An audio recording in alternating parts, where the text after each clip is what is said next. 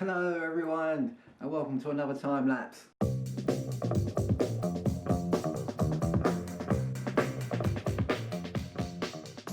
Welcome everybody to another one of my time lapse videos.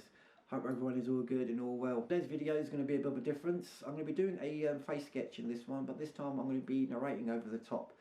Talking about how I became a sketch artist, why I became a sketch artist, all that sort of thing. Giving you guys a little bit insight into what I'm all about. It's not everything. I've cut out quite a few bits of the video, only because I didn't want the video to drag on or anything. But if you do want to read up on anything else about myself, there's a link in the description down below to my website where I've got a blog, and that pretty much starts you off on the whole ins and outs of me becoming a sketch artist and opening up my YouTube channel. That's only part one though. I'm still doing part two at the moment. So if you want to read more or read some more in-depth stuff about myself and how I became to do this channel, just click that link down below. Thanks a lot everyone. Enjoy the video. Everyone be cool, and I'll catch you guys all later on. Peace out.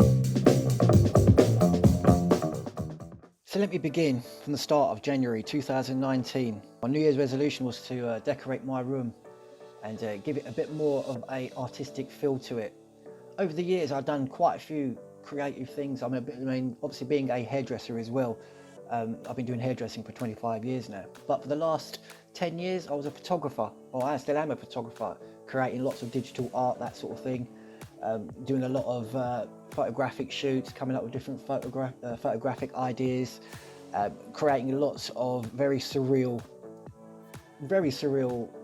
images using the computer, using Photoshop. I became very versed in using Photoshop. I've been manipulating photographs.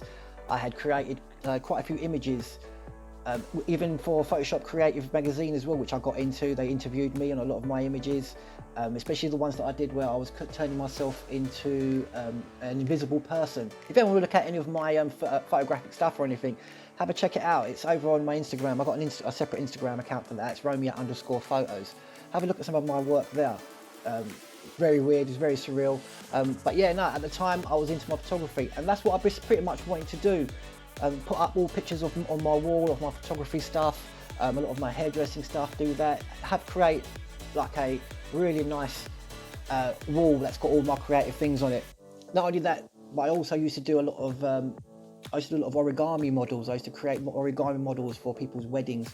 Now, not the sort of origami stuff that you're going to see on my videos here, where you see me folding bits of paper and making a flapping bird and things like that. These origami models were more of the 3D based. They were, you take an A4 size sheet of paper, divide it into rectangles, and what you do then is you'd cut out the rectangles, and then each of those small little rectangles, you'd fold them up into little triangles, and then you slot each triangle into each other, and eventually what you do is you'd make either like a huge bird or swan, anything like that. And I used to create these images, I used to create these models for people's weddings. So I thought I'd put some of those up as well. So I'm thinking to myself, oh yeah, let me just do some of this sort of stuff and do like a really nice artistic wall. And I thought, well, why don't I draw some pictures? Obviously I used to do some drawings. As a child I used to draw cartoon characters, comic book characters. My main thing was comic book. I used to be into my Judge Dredd, saying all them sort of dark comics, so I used to read a lot of those. And I used to draw the characters and create my own as well, and create my own comics. So a lot of my drawings were cartoon based. They were. I thought to myself, why don't I draw something for my wall as well? I might as well put that up there. It's going to be a creative wall, so I thought I'd draw something. And I drew this picture. It was of a skull with a beard, because I thought I'd incorporate, some sort of dynamics, some sort of difference to it. And I drew this skull with a beard, and I drew it in pen and some bit in pencil. This is the picture here. I'll show you now. I'll quickly just bring it up. So this is the picture that I drew. And that was the last that picture, and this one as well, of this samurai. These pictures were done in pen and ink, and in pencil. As you can see, this was just from me. I'd not picked up a pencil or drawn anything in 10 years. All my drawings and all my work had been on digital. I had not done no paintings, I had not done no drawings. And when I looked at this drawing, I thought to myself, my God, I'm drawing like a child, I am. This is pathetic, this is. So because I wanted to draw something with hair on it and the skull, I thought, well, let me just look up some tutorials on YouTube on how to draw hair, and let me take it from there and see what I can come up with. So I looked up a few tutorials on YouTube, and I saw the way they were drawing the hair. All I had was a HB pencil, so I thought I'd give that a go, and came up with this picture here. And I thought, this actually doesn't look too bad actually. So I looked at a few more videos, and rather than getting other pencils, I just placed my pressure of the pencil a little bit darker, and it's coming up with quite a few good little looks to it. And the image was starting to look quite realistic, and I thought I'd never done any sort of this drawing before, and it's actually looking quite good. I looked at a few more videos on the hair and how to draw the hair and how to do the lights and shadings and things like that, and how to do the different light strokes and everything. Obviously using a computer as well. Before, when I was doing my digital images, I'd done quite a few images where I would convert, I'd take an image of a woman and I would turn her into a cyborg, and the hair I'd use for that would be digitalized, but the strokes you'd use with your brush pen on that would pretty much mimic the ways you do drawings as well, but obviously this is being digital. The strokes were very nice and fine, and I suppose that's where I got most of my technique from in drawing hair, was from doing it, and plus obviously being a hairdresser as well. So while I was drawing the hair, I thought, oh, you know what, let me just go and pick up some different grade of pencils as well. So I went down to the local art shop and picked up a couple of different grade pencils. I think I picked up a pack. I think there was a HB, 2B, 6B, 8B. I think it was one of those sort of packs it was, and started to practice a little bit more. And then the more I was practicing drawing hair, because then I thought to myself, I'll do a different style or look to the hair. I'll do like a man's haircut, I'll do a man's beard. And slowly I was starting to build up my confidence in creating details. Now, a lot of my earlier work, when you see it, I had no eyes. There's no eyes in any of my pictures because I could not draw an eye. Even from when I was a kid drawing cartoon characters, I was absolutely shit at drawing eyes. I was, you know, one would be wonky, one would be, you know, looking at you. The other eye would be, you know, looking at the bus down the road. It would be. So, you know, they're very off-putting. They were, you know, so I could not get the balance of any of my eyes right. A lot of my earlier work, there's no eyes. There's not much detail, and I don't think I even drew an ear in any of my work or anything like that. So they were looking actually really good, because all you could see was just like a small little outline and just this hair. And the techniques I was doing to do their hair, I was getting some good results. It was looking very realistic, and I just thought, oh, I'm just going to carry on. But then I started to think to myself, what's going to happen if somebody wants me to draw a portrait for them? I can't just give them I mean, somebody did ask me, my friend of mine asked me, he did, and I drew him a picture and everything, but it was just sort of like, there was a small little details, there was no eye drawings, and it was just the hair. Mind you, it still looked like the person I was drawing. So it still looked like the person.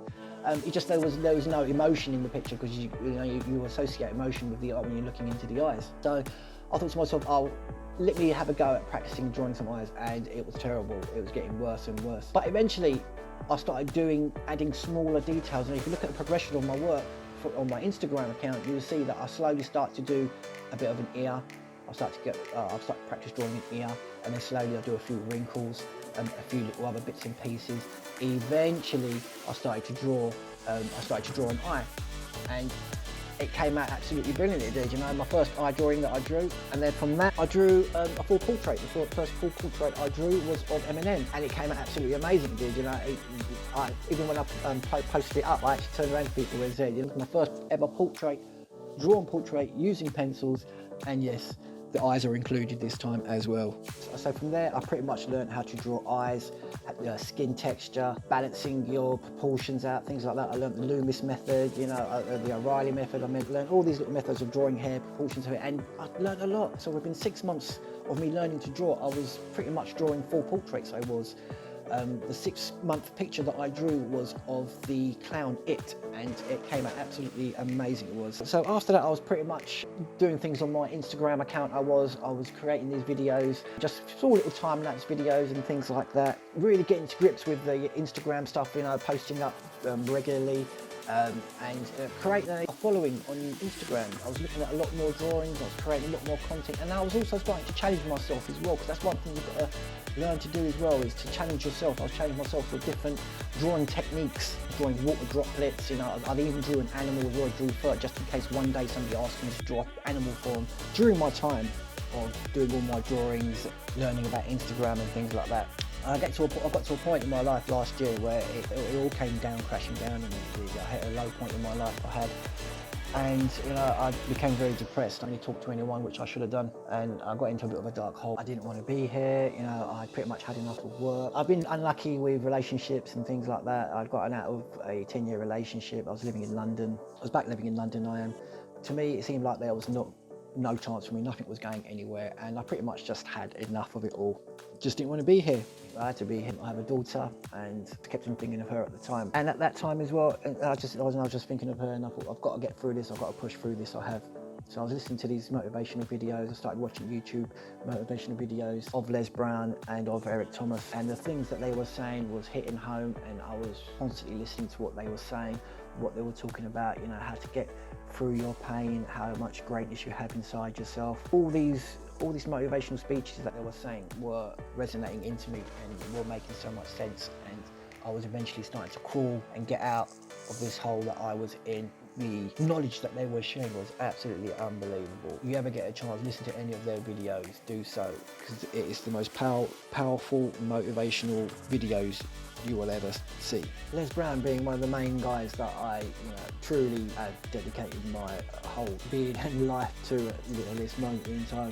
Listening to him and to his stories, his knowledge on everything is absolutely amazing. From doing all my drawings to setting up my YouTube channel and right up until now as well, it's been so great listening to him. I mean, I listen to his podcast, I listen to Eric Thomas's podcast every day. Just to listen to them gives you a motivational push for the day, it does. You know, it gives you that get up and go. Amazing things that Les Brown has said that I've stick by. I mean, I pretty much live my life by quotes now. I do. You know, I pretty much have done all my life. It was only just the last few years that I've really sort of done everything by quotes. One of my quotes being by Malcolm X is, "Tomorrow belongs to those that prepare for it today." So true. Prepare everything the day before. That's what I do now. I prepare everything the day before that I'm going to do the next day. Grind all the time I do. You know, since the lockdown, I've been nothing but constantly working, setting up my YouTube channel, all that sort of thing.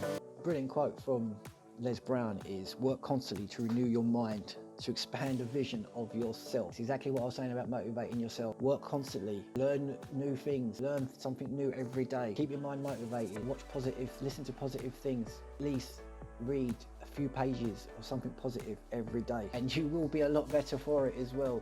Here we are now, me creating videos. Launched this YouTube channel about 10-11 weeks ago, and it's going great. You know, it's going absolutely brilliantly. Everything is going good. I'm happy, you know, and I'm gonna carry on with it.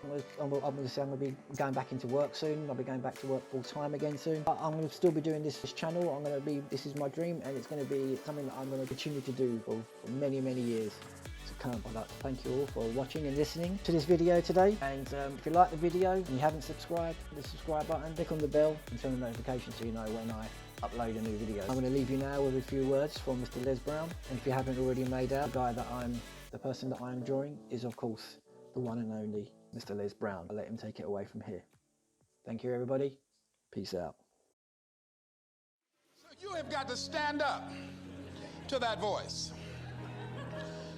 When you're working on something you want to achieve, you have got to stand up to that voice. You've got to sell yourself every day on your abilities, on what you're doing, on the goal that you want to reach. You've got to sell yourself every day, according to your level of belief. It will manifest itself in what you're doing. Whatever we have right now, whatever we're demonstrating in our lives, is a result of what we believe subconsciously that we deserve.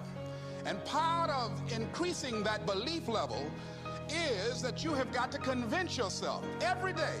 You can learn all the techniques in the world. If you don't believe in yourself, have goals that's beyond your comfort zone, because in order to do something you've never done, you've got to become someone you've never been. You've got to become a risk taker.